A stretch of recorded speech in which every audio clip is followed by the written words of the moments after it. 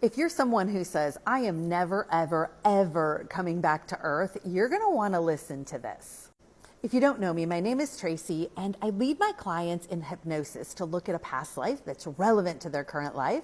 We look at what they do in between lives when they're not in a body, and then we talk to their higher self to get answers to every question about their lives. For this particular client the other day, she wanted to ask her higher self, what do I need to do to never, ever, ever come back to Earth again? I never want to come here again. But before I could ask her higher self that question, we got an answer in the life in between life stage. We looked at a past life, and once she died in there, we followed her up to the spirit realm. She did a lot of things, had amazing conversations and experiences, but one of the things involved going into a room where there was a jar full of coins. She went in that room to put a coin in her jar. I asked her what the jar was, and she said, oh, that's a jar of my earthly lives, and look, it's only half full, and she started laughing.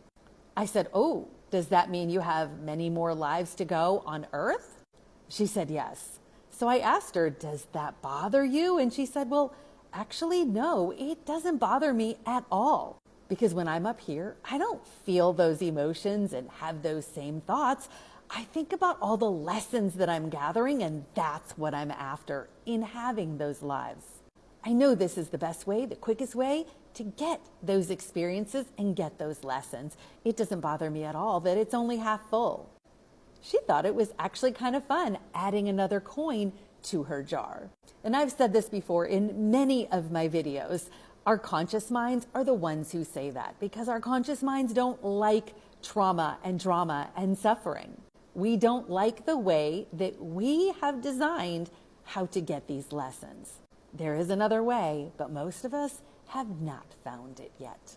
So we go through the pain and the heartache and the suffering to get these lessons that our soul wants. So if this is you, you're probably saying, oh, heck no, I'm not coming back ever, ever, ever again.